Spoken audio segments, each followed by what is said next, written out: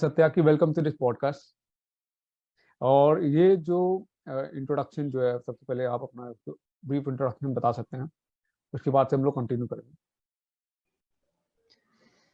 Hey Samarth, hi everyone. So this is Satyaki.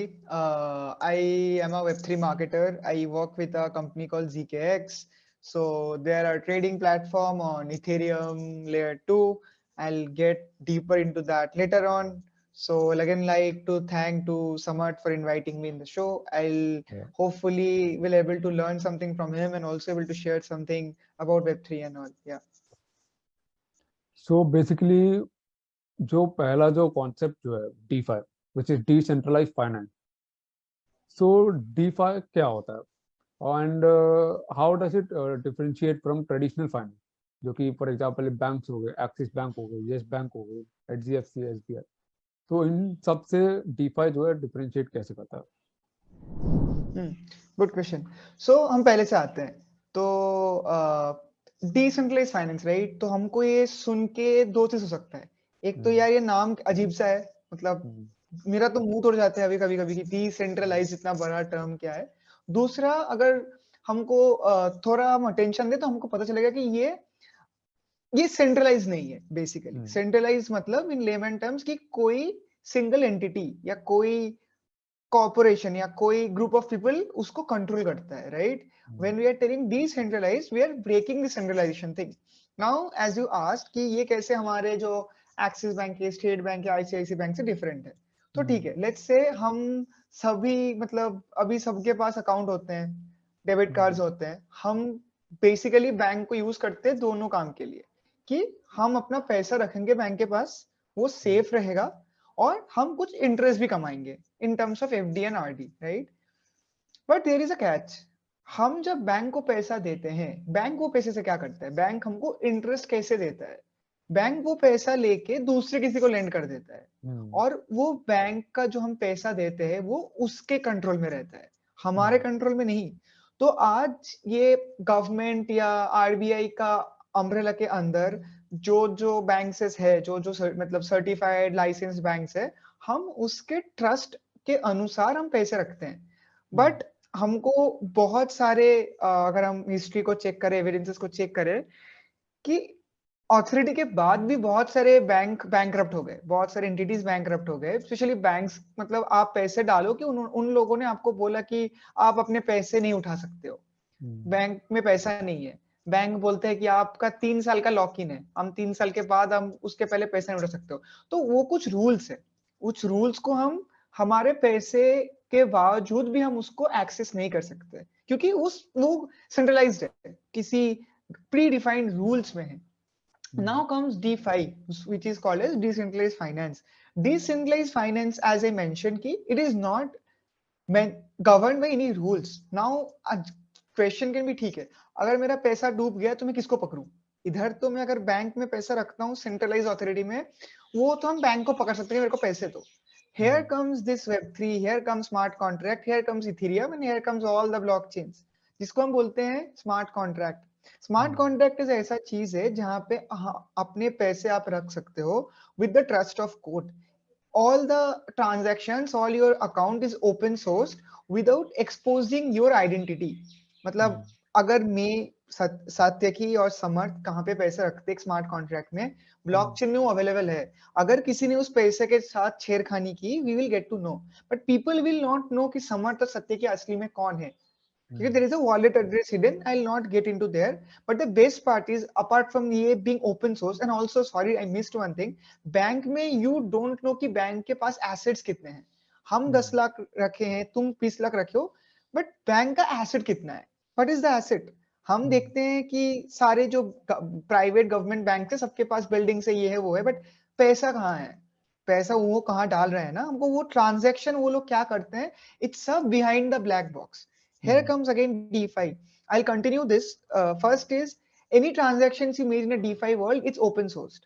अगर कोई DeFi वाला बैंक है जिसका नाम है, बहुत सारा है, सबसे फेमस है आवे, तो अगर कोई भी पैसा कोई अब आवे पे रखते हो या आवे आपके पैसे से लेके कुछ करता है, पहले वो नहीं कर सकता है, अगर वो करता भी है, all is open sourced, right?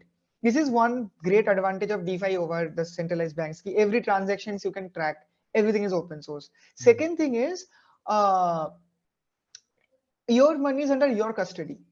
When you're putting your money in a bank, वो आपके custody में नहीं है, वो centralized custody में है. आप ICICI एक्सिस स्टेट बैंक के वॉल्ट के अंदर पैसा रखते हो, आप स्टेट बैंक में पैसा रखते हो. बट हम DeFi, अगर आवे के बारे में आप बोले, अगर आप आवे पे पैसा रख सकते हो, there is a thing called private की.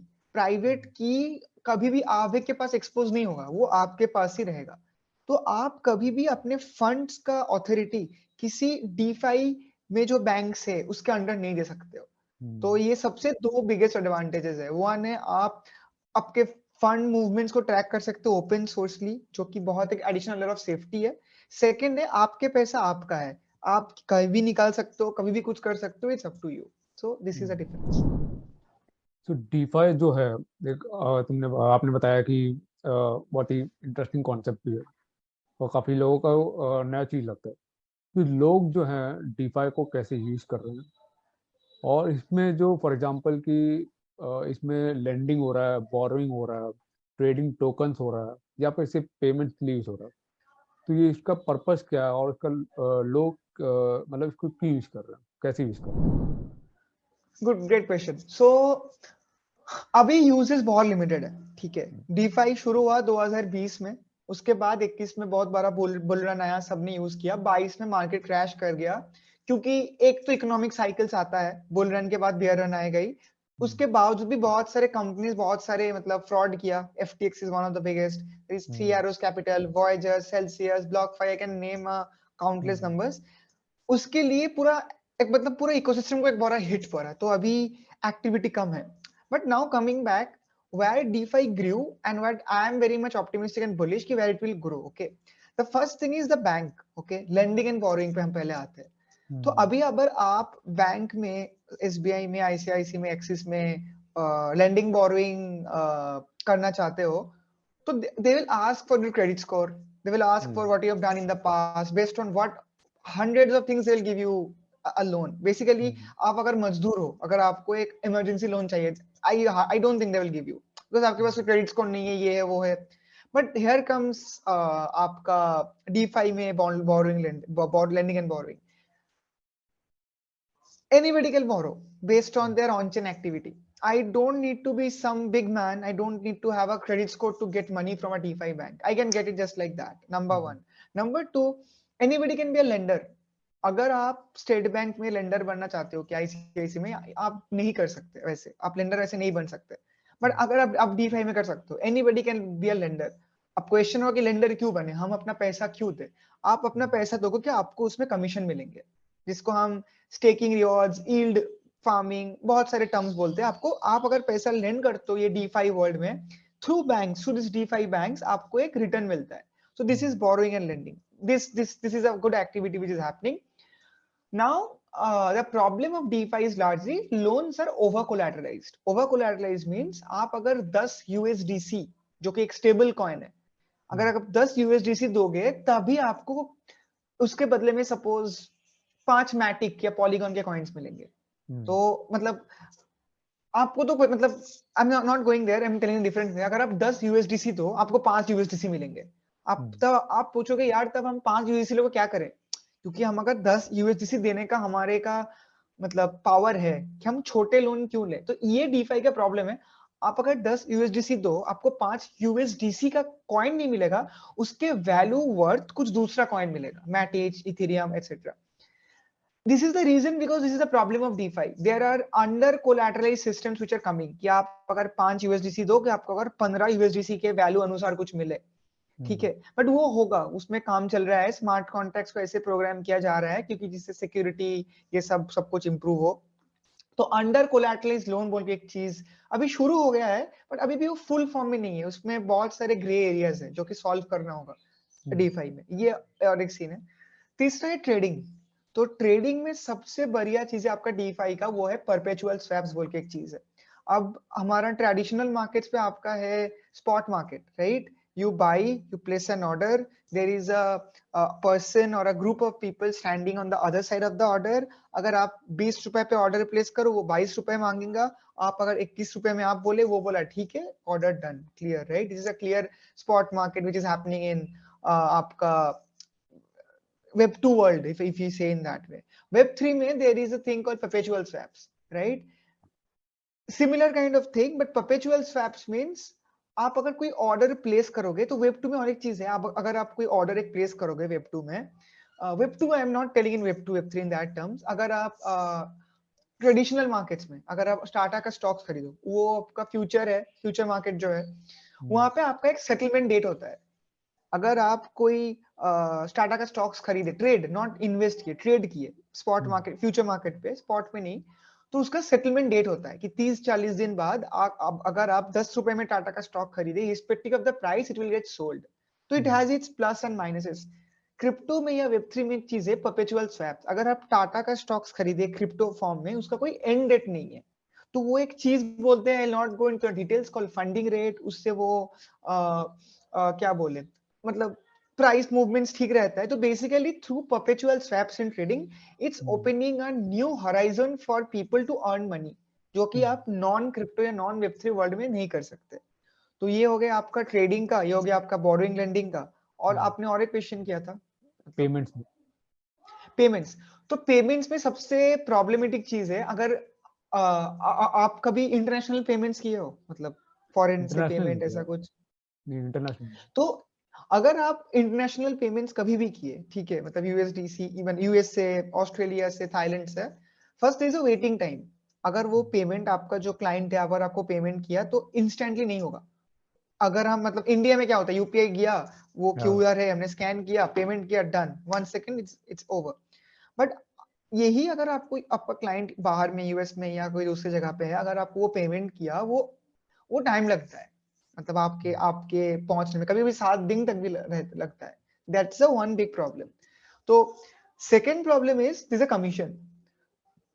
आपको अगर यूएस में पैसा मिला, डॉलर में पैसा मिला, इंडिया में तो आप डॉलर यूज नहीं कर सकते, आपको वो डॉलर आईएनआर में कन्वर्ट करना होगा, राइट? उसका कमीशन लेता है जो कन्वर्ट करता है.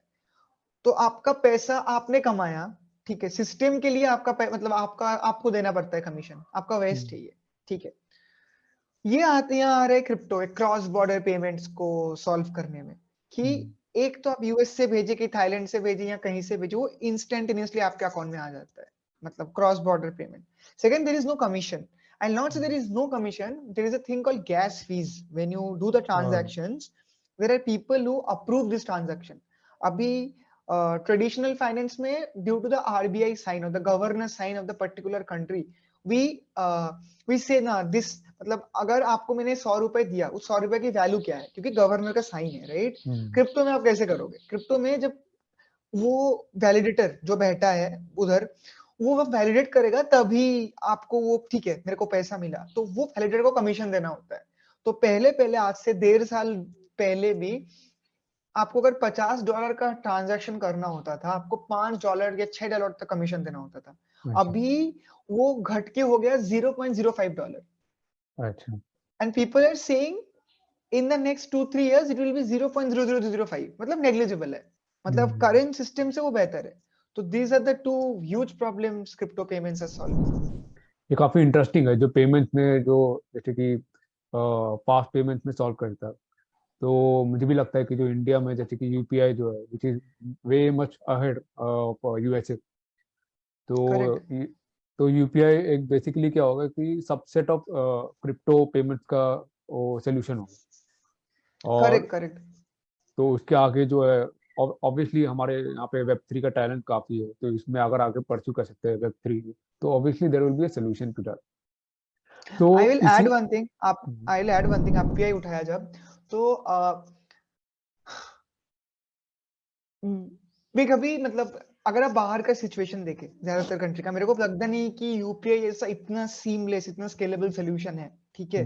क्रिप्टो का जो एक बहुत सारे नॉन यूपीआई, मतलब मेरे को, I'm again telling, I don't have a concrete data behind it, but I don't think there are hardly many systems which is comparable to UPI, right? But अगर होगा भी तो वो 1% कंट्री में होगा दुनिया में, बाकी 99 में नहीं होगा। तो क्रिप्टो वहां पे सॉल्व कर सकता है प्रॉब्लम, राइट, कि वो फास्ट पेमेंट। बट मेरे को नहीं लगता कि क्रिप्टो इंडिया में इसलिए आएगा, क्योंकि we are already solve that problem. अब क्रिप्टो का market since is increasing, right, हम जब पेमेंट करते हैं ना, मल्टीपल ऑप्शंस आता है कि आप जब आप एक क्यूआर स्कैन करते हो, पेटीएम, फोन पे, गूगल पे का ऑप्शन रहता है। मैं सोच रहा हूँ कि आज से 3-4 साल बाद फोर्थ ऑप्शन क्रिप्टो का आएगा। Crypto can replace, crypto will get integrated कि in the UPI QR only you can pay through crypto. There will be in some form that will be connected to your bank, or your crypto wallet will be connected to bank. Something will be happening. It will be there is a payment system. मेरे को लगता है, I'm not sure, but UPI को ऐसे India में नहीं replace होगा। नहीं, नहीं, मतलब रिप्लेस नहीं 100%। करेगा बेसिकली। नहीं, एज अ एडिशनल ऑप्शन वो आ सकता है। दिस इज अ मतलब नाइस सेगवे कि इसमें हम लोग बात कर सकते हैं कि जो यूपीआई और क्रिप्टो इसमें अलग सा ऑप्शन देगा, लेकिन इसको रिप्लेस नहीं करेगा। So what are the like some of the interesting या फिर इनोवेटिव प्रोजेक्ट जो वेब3 में बनाए गए, जो एप्स जो है, वेबसाइट जो है, जो बनाए गए? First is obviously I have to say Ethereum, right. Ethereum कोई प्रोजेक्ट या ऐप नहीं है। इथेरियम को आप सोच लीजिए इंटरनेट है। फर्स्ट तो बिटकॉइन नहीं, तो हाँ। बिटकॉइन कोई कॉइन नहीं है वैसे, bitcoin is a network, right. तो I not going to deep. Ethereum is a application of bitcoin. तो आप बिटकॉइन के ऊपर मतलब अभी कर सकते हो, लेकिन जब इथेरियम आया, इथेरियम का कॉन्सेप्ट था कि आप बिटकॉइन के ऊपर एप्स बना सकते हो। जो इथेरियम का फाउंडर है विटालिक, तो वो बिटकॉइन के मतलब वो भी बिटकॉइन के ऊपर काम किया, वो पढ़ता था, रिसर्च करता था। बट वो जो प्रपोज किया कम्युनिटी को, नहीं मेरे को बिटकॉइन को आगे ले जाना है, मेरे को ऐप बनाना है इसके ऊपर। लोग बोले नहीं, हम नहीं करने देंगे, bitcoin will be the one. तो उसने बोला आप बाहर में जाओ, मेरे को इथेरियम लाना है। तो उसने इथेरियम लाया। उसने और भी 7-8 लोग थे। तो उन लोगों ने स्मार्ट कॉन्ट्रैक्ट का कॉन्सेप्ट लाया। Smart contract is nothing, it's a programmable concept, right. उसके लिए आप डैप्स बना सकते हो, जो कि आप एप्स बोलते हो, उसको ही वेब3 में डैप्स बोलते हैं, डिसेंट्रलाइज्ड एप्लीकेशंस। इथेरियम के लिए पॉसिबल हुआ है कि आप वेब3 एप्स बना सकते हो। अब इथेरियम को स्केल करने के लिए there are things like Polygon, there are things like Arbitrum Optimism, which is making Ethereum faster basically. There are other chains like Ethereum. ये कोई apps नहीं है, I'm again telling to all the people. These are all think like it's an internet. तो अभी हम देखते हैं कि हम इथरनेट केबल लगा दिए, इंटरनेट आ रहा है, लेकिन आज से 30 साल पहले नहीं था, राइट। तो this companies are fighting and also Ethereum is way ahead. Hardly anybody can beat it. अगर कोई दुर्घटना नहीं हुआ तो इथेरियम को कोई छू भी नहीं सकता, वो ही रहेगा। और 2-3 चेन रह सकता है किसी पर्टिकुलर प्रॉब्लम को सॉल्व करने के लिए। But coming back to apps and all, the apps which I am bullish on, I am more into DeFi space. There are very good amount of innovation happening in NFT, GameFi, SocialFi, and all these things. Since I'm more into DeFi, I'll touch base more on DeFi, and then I can give a heads up on other things also. So DeFi में पहले आते, there is Aave, right? Aave is basically a bank. Your bank only, your state bank, your IC, it's a bank. You go to Aave, you can lend, borrow, you can take under collateralized loan, you can invest there, you can do everything like you can do on a bank.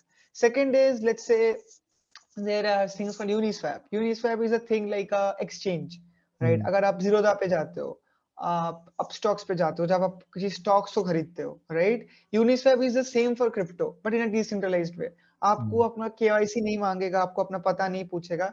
आप Uniswap पे जाओ, आप coin खरीदो, token खरीदो, anything you can do it.